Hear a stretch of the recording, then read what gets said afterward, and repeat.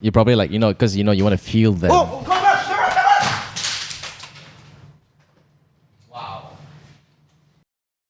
What's up? Welcome back to the show. We have been quiet because we've been busy, right, Ryan? Yeah, super busy, you know. Yes. Today, we can start work already. We have a guest who was quarantined. Speak to him in a bit.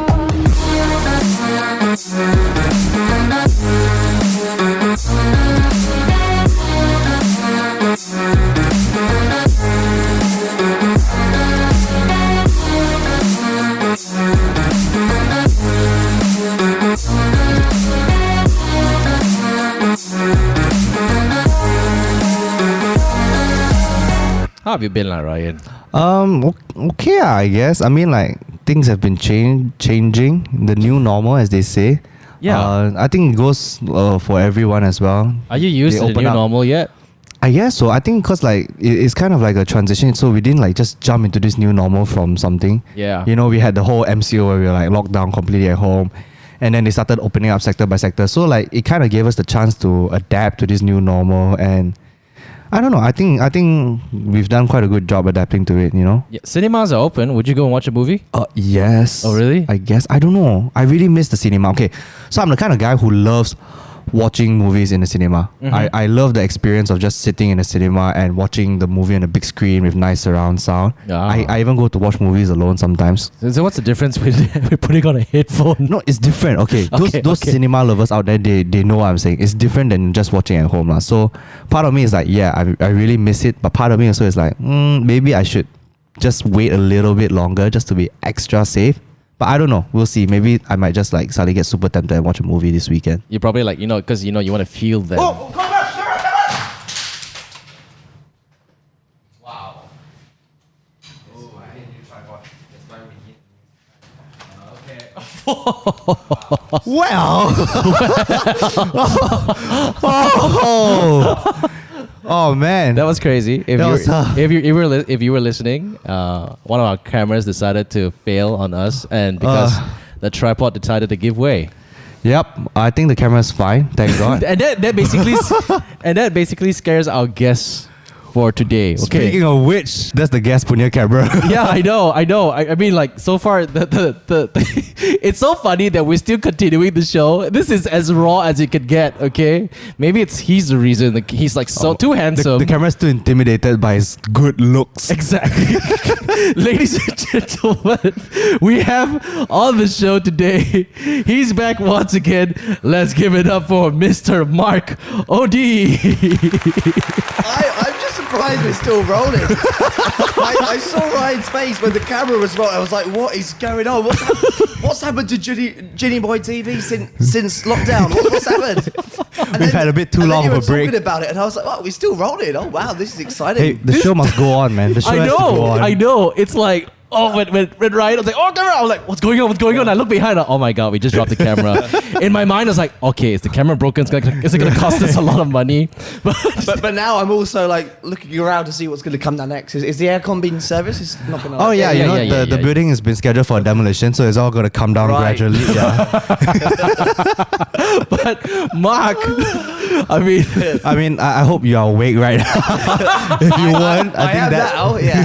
that was hilarious. Oh my gosh, Mark, how have you been, man? Honestly, I'm quite scared right now. Oh man, I appreciate the when Ryan started getting up trying to save the camera, knowing that he won't. But hey, hey man, you got to try, man. You got to at least put some effort in there, man. yeah, Such bravery, the way you ran towards it. These cameras are my babies, you know. I got to protect them. okay. I mean, to be honest, the cameras are not cheap. Like, okay, the lens itself is already like 15,000. Yeah, these are. We purposely put the nice lens on our beautiful guest right here. So Exactly. You get the best look out of him. Yeah, and you decided to basically crack. Okay, you don't crack the lens. You basically got it. Yeah, but Mark, I think like during this whole pandemic, and when this whole thing happened, and all of a sudden, without like any hesitation, you just decided to, all right, I'm going back to the UK. Bye, guys. I was like, I remember I saw the Insta story. All right, bye, guys. All right, I'm out of here. I'm out of here. It's so funny because like, I mean, okay, I understand why he was going back. I mean, I had a chat with Mark, but it was like he's going back to the UK where the cases So were like even more. even worse than Malaysia. But okay, why? But before, they weren't as bad when I went back. Yeah. Yeah. Then Well, they suddenly it spiked. sounds like I came back and I made the whole country bad. I come back and it's suddenly, the cases in Greece. Okay, like at that point in time, when you heard about the lockdown, Yeah. what went through your mind? So actually, the funny story was, I was playing futsal with my friends, and we knew that there was going to be an announcement. I think it was 10 p.m. or 9 p.m. I can't remember what time it was. Like the big announcement that everybody in Malaysia was like, "Oh, the government's going to announce the lockdown." I think it was on a today." Monday Monday night they did that, That's right? it, Oh yeah, Monday your night. Monday night futsal. That's the one, yeah. Yeah. So, which you've not been for ages, by the way. But we stopped half an hour early because we were all so excited to see this Yeah. broadcast. And as soon as it said there was going to be a lockdown, I was like, I've got to go back home because I live on my own. Yep. I don't cook.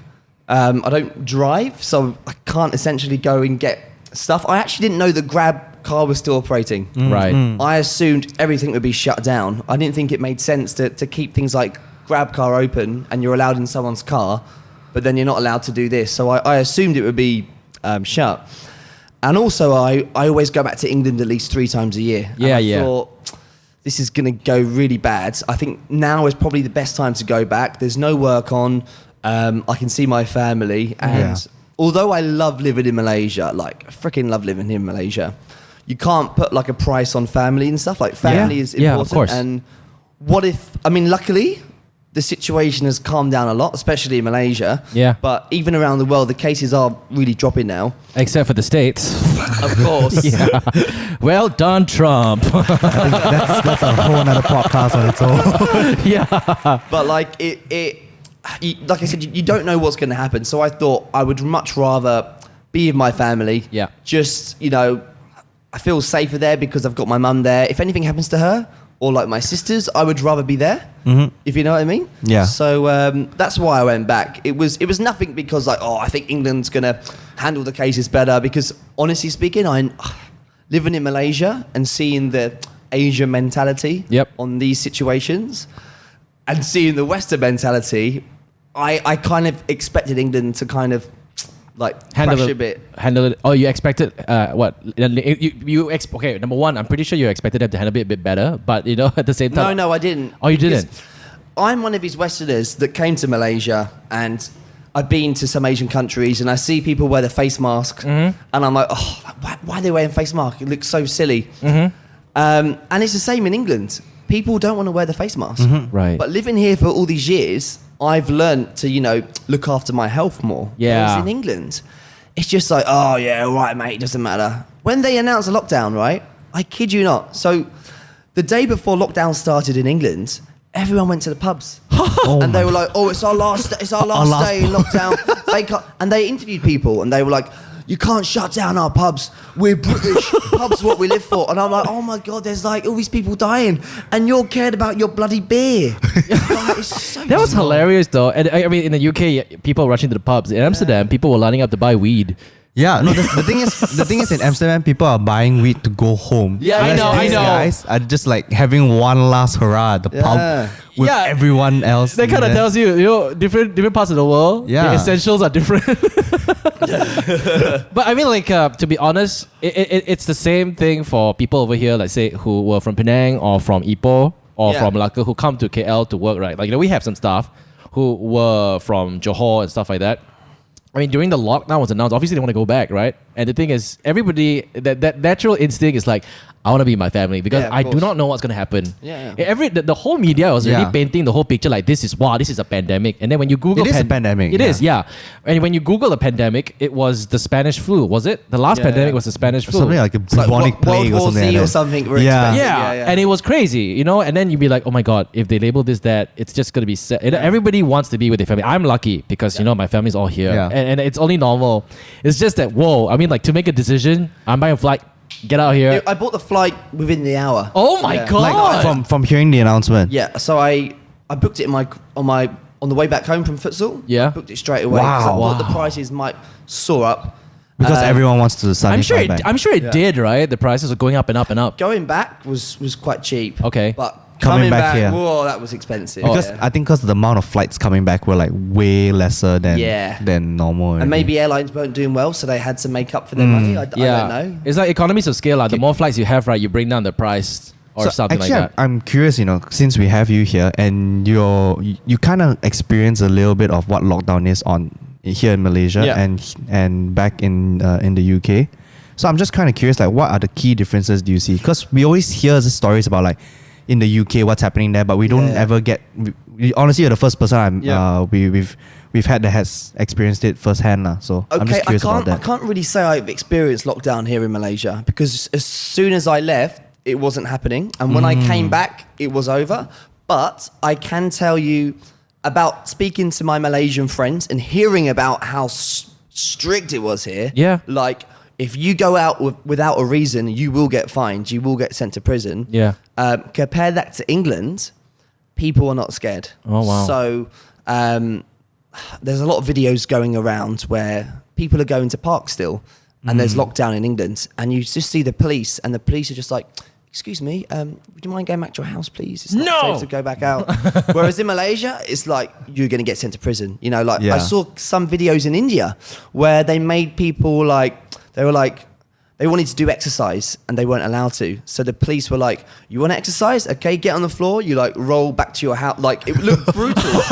No, I'm not joking. I'm being serious. But at least people listen. And that's the thing about Malaysia, because people did listen here, and that's why the cases were so controlled. Whereas in England, we got to give it up to the frontliners over here. They really it was the way they handled it. There was really panic, but right now I think it's the reason why we are kind of a little bit more. I won't say relaxed. We're more used to the current situation now. Yeah. Like every mall we go to right now, right, we have to wear a mask. And some malls, malls. Yesterday I went to a mall. They make it mandatory. In order to enter this mall, you have to wear a face mask. Yeah. And these things have been enforced only to reassure everyone else. I mean, look, we've been dropping down to 1-digit cases, but yet they're still enforcing this. I think they could be like, hey, it's cool, But I think Ryan, you were mentioning, how many days does it have to be like completely zero or whatever? So I read somewhere online. It said something like if a country reports 0 cases for somewhere between 2 to 4 consecutive weeks, then they can safely say they are COVID free. Oh wow! But even so, still precautions have to be taken. And it's not an easy task because 0 cases for you're talking about 14 to 28 days in a row consecutively. But that would be so good for Malaysia, because I mean, I love Malaysia so much, as you know, the amount of stuff I say in my videos and stuff. But Malaysia doesn't really get much recognition from, and I'm not saying it doesn't deserve it and stuff. But let's be honest, most you always mention, a lot of people don't know where Malaysia is and stuff. So it's nice that Malaysia's got something to be proud of. Yeah. Because it's compared to other countries, it's really surprisingly done so well. Yeah, and I mean, wait, so can I just track back to your experience back in the UK? So when they said they're in lockdown, so it's an official government, the government actually said, you guys stay at home, is it? The thing is, Boris Johnson, if you know him, he's such a nice guy. I mean, we listen to him. Yeah. But the way he's like, guys, you must stay at home to save lives. You really must, please, I'm begging you. It's not like, hey, stay at home now or you're going to get fined. It's like, please, we must do it for the safety of our country. We all must, please just stay at home, protect the NHS. And when you say that, people aren't scared. Yeah. People don't give a they literally will be like, oh, you can't tell me what to do. If the fines are strict, this is another thing I hate about England as well, is the laws for death and stuff. If you kill someone, in my opinion, should be put away forever. Mm-hmm. The laws are so lenient and so light. People aren't scared. And that's the same with Corona. People are like, oh, I want to work still. Boris Johnson's not going to tell me if I can't go to the pub. Screw him. What's he going to do?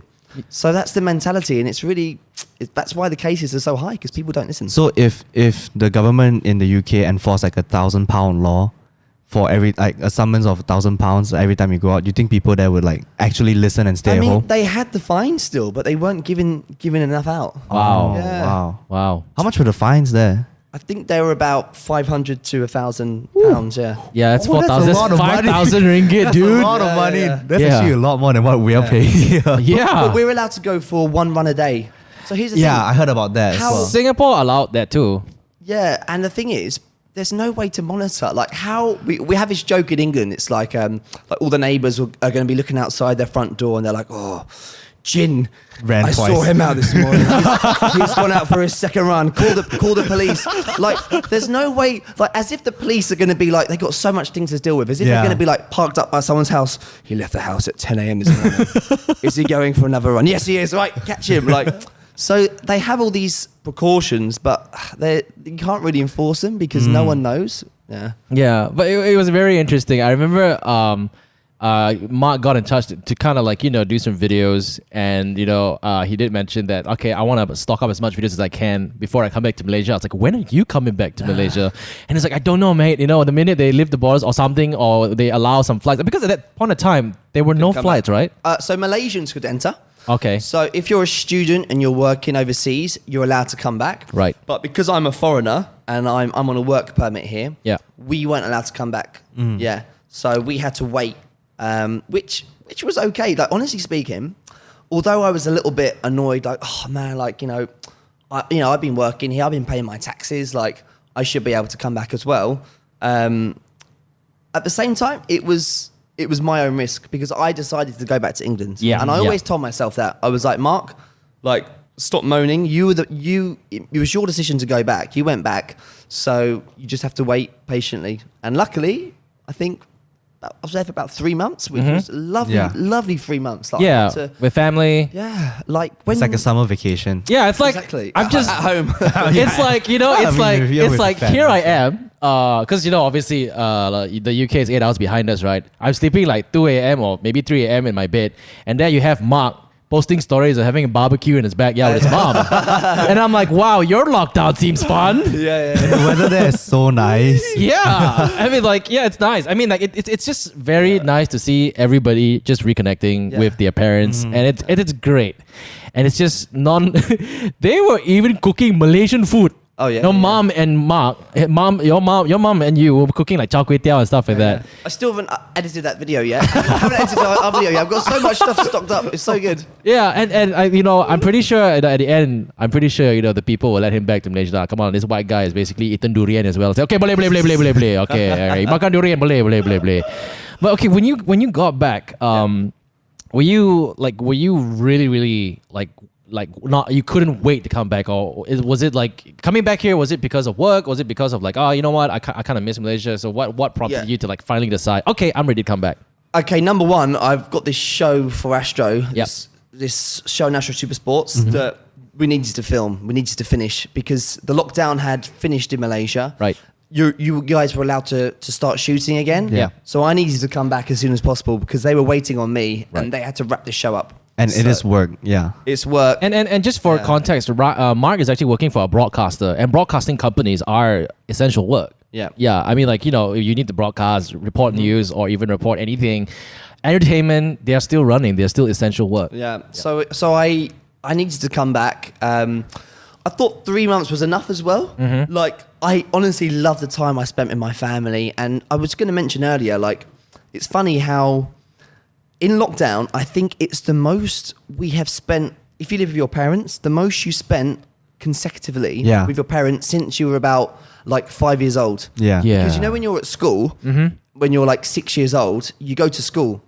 But in lockdown, you are in the same house for 24 hours for 3 months. And that is like such precious time that you just, you don't actually have anymore because you go to work every day. You're with your friends. Or even if you were young, your parents would go to work. Yeah. You'll probably see them like maybe at most 4 hours a day. Exactly. Like 2 hours in the morning before, like 2 hours in the morning before Yeah. they go to work, and then an hour or 2 hours before you go to bed. I mean, I can relate to that because I have a daughter. And then when I was working, so for me, when I had a kid, when she was old enough to understand how to distinguish people and how to kind of show affection, Yeah. she kind of drifted a little bit away from me, and that hurt me so much because I'll wake up, because she wakes up late lah. Everybody's baby wake up 7 o'clock, mine wakes up 11. Somewhere in different case. So I would wake up usually about 10ish, 9:45, 10ish, and then I'm like from 10:30 I'm gonna be leaving for the office already. I mean I won't wake her up because when I do she'll start crying and she won't stop for an hour. So it was like that for a few months. And when I come back, I'll come back at about 7, sometimes 8, and she'll already get ready for bed like about like 9ish, 10. So that I saw that little like that I saw her being very hesitant for me to hug her. Yeah, drifting away. I want to hug her. She struggles. I want to play with her. She kind of walks away to her mom instead. It's like as though it was becoming a stranger, and that hurt me a lot. And then when the MCO happened, obviously the first week was chaos because she was like, "Why are you here for so long? Why? You usually disappear after I don't even see you in the morning." And then from that it came to her playing with me under the blanket, and then on the second week she started showing a lot more affection, and by the third and fourth week, the first month, she couldn't get her hands off me. She was like, in the morning she would just wrap herself around my arm or my body, and she's take me here, take me there, and then I get to spend a lot more time, and that's something I can never ever get back. Yeah. If I were to kind of like right now, I'm coming back to work, and it's funny. Like last time, I thought to be like, okay, let's get through the work. But sometimes throughout like 4 or 5 o'clock, I'll be like, I want to go home and see my daughter, that kind of thing. So, MCO has made a lot of people realize a lot of things with regards to family, whether it's children or your parents and stuff like that. And I think it's an amazing thing. It's forcing a lot of people to look at things in a different perspective. We didn't think we could have worked from home. Yeah. Oh, Ryan. We were like kind of more productive, yeah. We were more productive. Okay, not all of us. But most of us, I mean, the entire team was so much more productive when we were working from home. And I'm pretty sure you were productive as well. Yeah, for me, I thought, I can't go out. I like to go out quite a lot in Malaysia, karaoke, see my friends. I wasn't doing anything. So I just thought there's no excuse. Like, I had a lot of fun at home with my family, but they were working in the day as well. So when they were working in the day, I had literally nothing else to do. I'm not a gamer or anything. So I was like, okay, I'm going to work as well. All the things I needed to do, like updating my CV, my show reel, my taxes. I just thought, let's do all these like annoying jobs. So then when I get back to Malaysia, I can just relax and enjoy, stock up on content, edit. And I think during the MCO, it really made you realize like certain people with, how hardworking and productive you are, because honestly, you make that time whatever you want. You can either just sit at home and relax, or you can be like, okay, let's use it to my advantage. Yeah. Let's still work. Let's still do this. Let's do this. And it was great to see so many people's like content and what they were doing and stuff. It shows that we can work from. Like we did a video together. Like, exactly. I did a parody. I sent it off to Daniel V, and he like mixed it in Malaysia. It's it shows we can adapt. Yeah, we can. Yeah. It definitely can adapt, and it's just that I would say right now, right, people with the skill set, with skills, not necessarily just video editing or filming and stuff, but people with a skill set right now, right, at this kind of time, at this kind of situation, would excel very, very well. Yeah, that's just my personal opinion.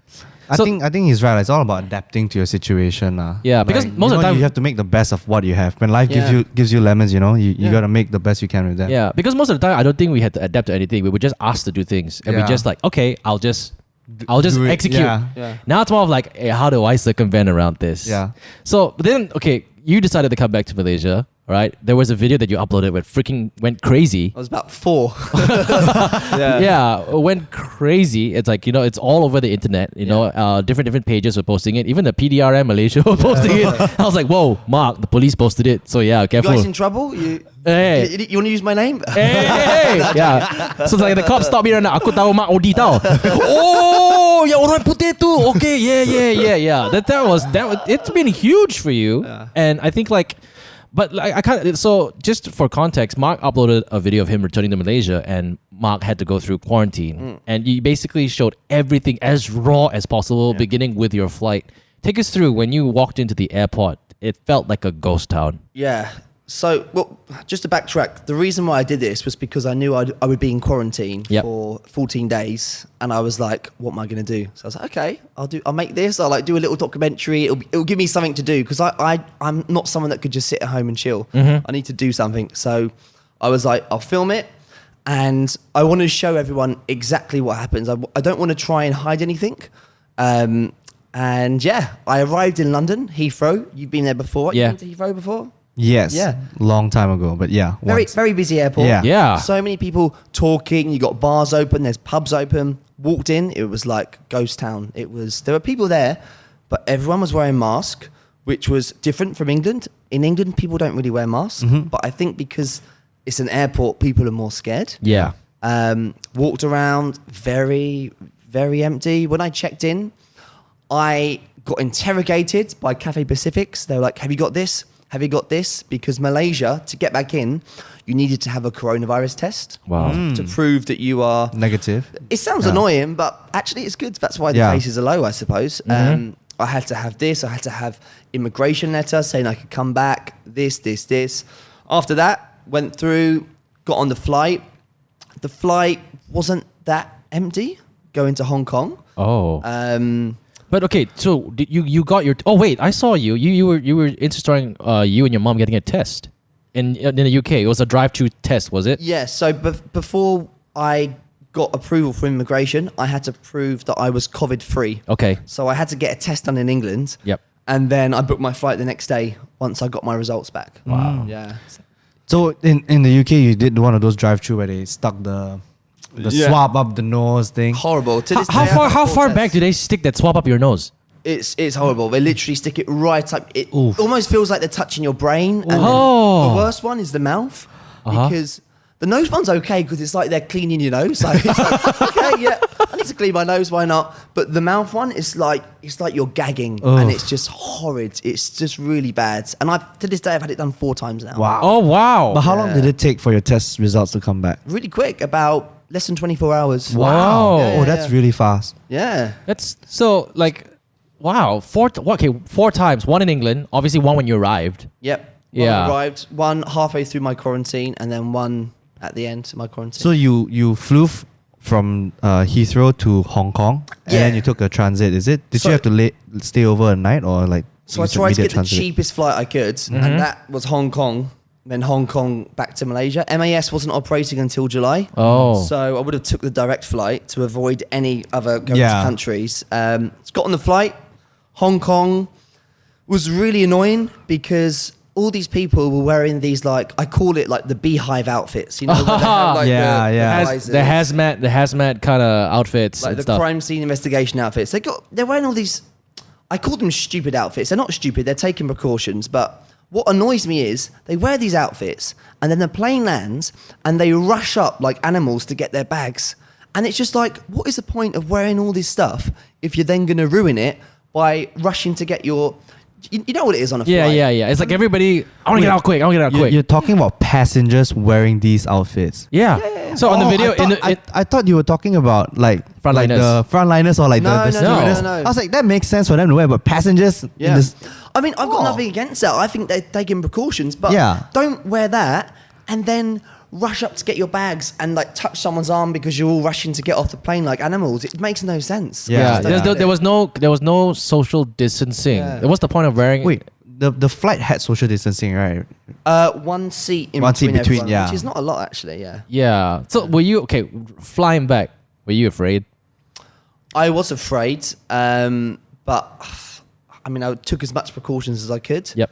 I also knew that I think going to Hong Kong, people are a bit more cautious about their health. Yeah. Yeah.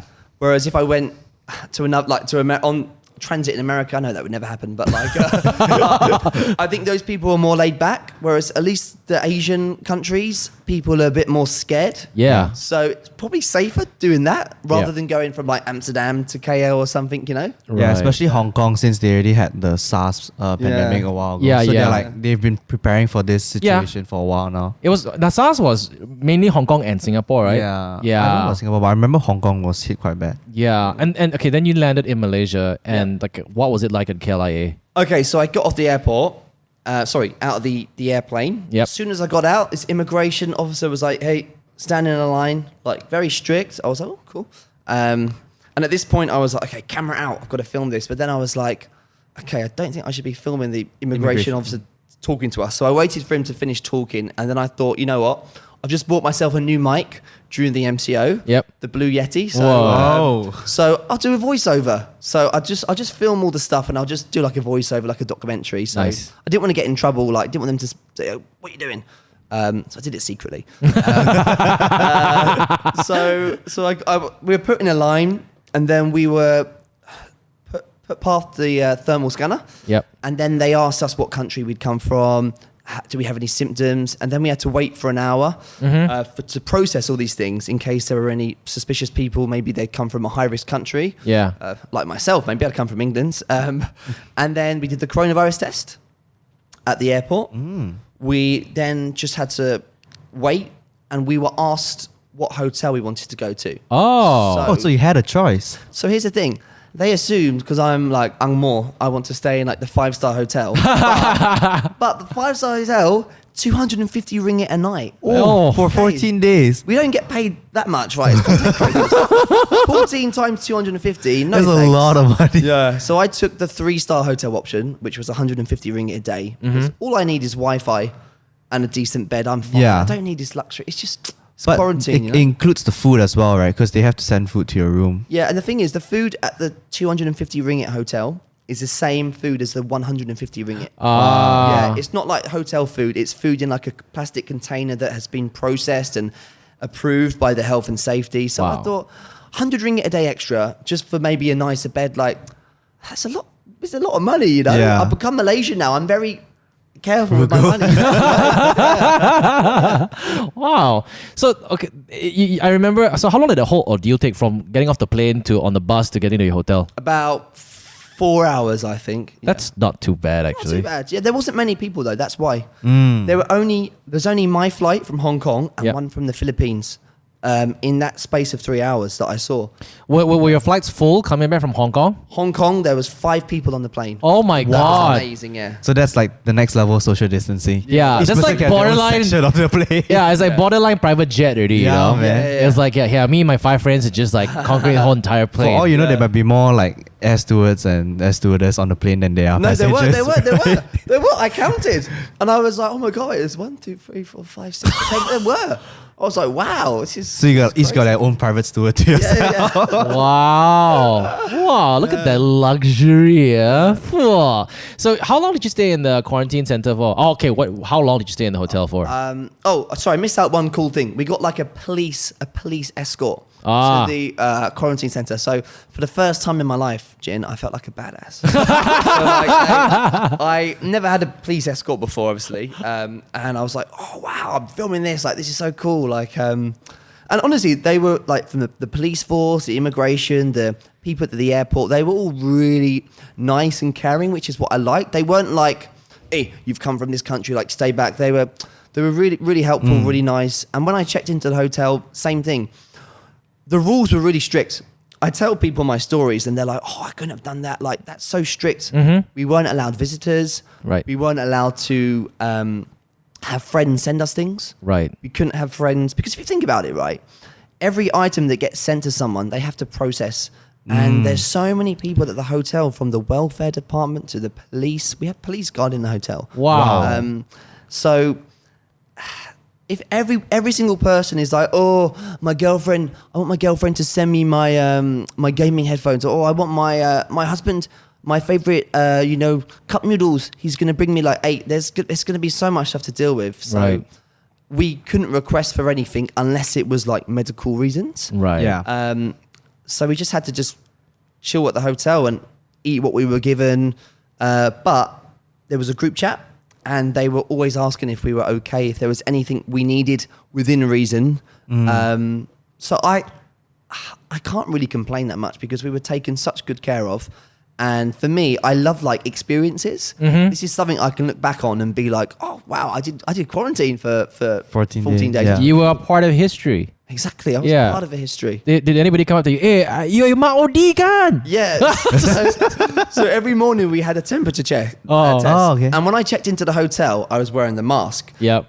Because there was actually a lot of media, a lot of camera crew outside the hotels. Right. And I didn't want anyone to spot me. I didn't want anyone. I just didn't think it would be good to get it out. Oh, like this, like TV host is staying at this hotel. But then, obviously, in the morning, when I got the test done, I wasn't wearing my mask because I just opened my door. Were you topless? No, I wasn't. I was very, very halal. Okay, Because you know Mark. Jin, it wasn't an Instagram post. Okay, come on, right? It's like wait before I take my temperature, you know. Yeah, hold on. Just let me unbutton my 3 buttons over here. All right, go. So one of the staff members, he was like, "Oh, hello, morning," and then he took the temperature and he was like, "Oh, you, Mamak." Alamak, yeah. Oh, hi. I was like, does that mean I get nicer food? no, I'm joking. No. Yeah. So he was really nice. Yeah, that was really cool. Yeah, Alamak is actually Mark's nickname on YouTube. Yes. Yeah. Yes. Did you get, don't you feel like, I mean, if you had like an upper hand, you could have asked for contraband, it'd be like, I want Starbucks. I not roti john. Nazi lemak, give me Nazi carabao. I deserve blue rice, not white rice. No.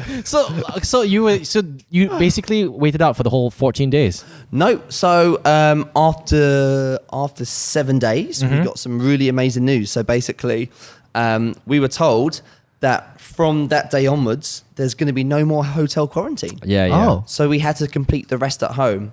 So part of me thought, oh my God, I should have just waited 7 days and I could have just come back. But then part of me thought, it's an experience. Yeah. And I documented it as well, like it was something I can look back on, as I said. So we had to do one final test that we were corona free, allowed to go back to our house. We had like a wristband. Oh. I felt like a mental patient. Was the wristband traceable?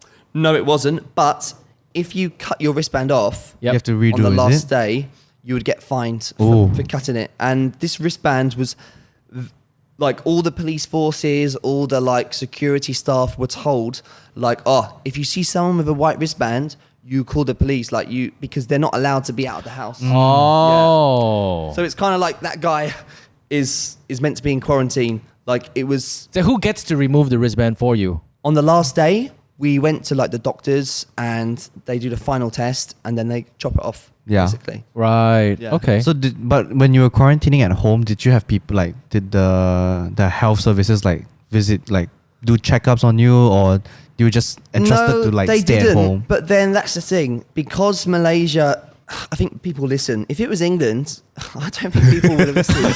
The whole pub full of white wristbands. I'm free. But I'm scared as well, because there was a few group chats, like Facebook support groups and like groups where everyone was sharing advice. And I saw that a few people had been randomly searched by the police. They checked to see if they were. Yeah. So I wasn't going to risk it. I was like, it took me so long to get back in. I'm just going to stay here and make sure. I got my friends to do my grocery shopping. Yeah. That was about it. So yeah. Well, so this time around you were allowed to have people send things over, right? Because you're at home. Send it over as in they had to leave it at my front Doorstep. lobby. Yeah. They couldn't Yeah. come over to my house like, oh hey Mark, how you been? Come for a cup of tea? No, they had to just put it down by the lobby, and I then could they order Grab food and Food Panda Oh yeah. and all that. Okay, That's so that made life a lot easier. Yeah, it was Yeah. exactly the same as the hotel, except I had faster Wi-Fi and I had. And I could start unpacking my stuff and Right. getting prepared to getting back into the Yeah. normality. Yeah. So okay. So just curious though, with the whole entire group that arrived with you, were there anyone that was Coronavirus. diagnosed with COVID-19? Was No. there anyone positive in your group? No, because it was all in the group chat. So Right. in the group chat, they had our batch. And they said in the group chat, good news, everybody, you all don't have coronavirus. Okay. So- Okay. So your whole group has been cleared. Yeah, I don't know why they sent it in the group chat. Imagine that. It's like, hey guys, so you're all free apart from Mark, Joseph, Odea. You have corona. I think to be Surprised they said it in the chat. to be honest, I think if that person had coronavirus, I think they would have singled him out individually. imagine that. You can all go home. Except Apart from you, Mark. Stay home, yeah. You have Okay. corona.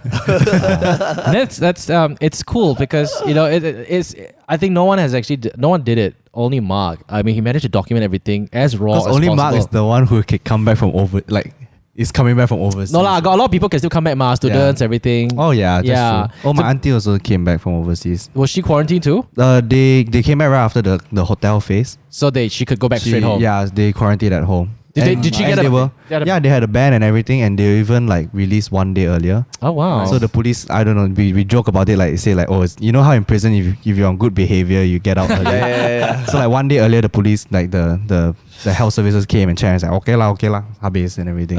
Cool. Yeah, dude. You know what, Mark? Thank you so much for sharing. No this worries. story. It's really cool to hear this, Yeah.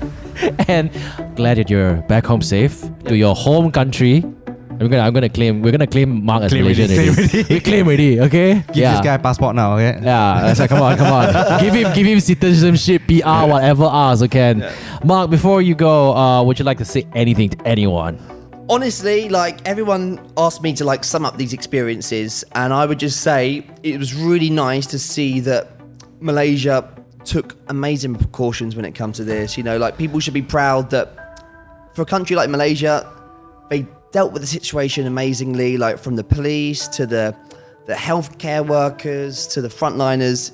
Great job, and actually good job to the public. Yeah. Because it's actually the public helped as well to keep the cases down by listening, not being like the Brits and the Americans. So good job to whoever's watching this podcast and followed the rules, kept their distance. So keep that going, and then we'll be COVID free. All right. Yeah. Thanks so much for being on the show today. Thanks Go for check having out me. Mark's video because, to be honest, it's just eye-opening.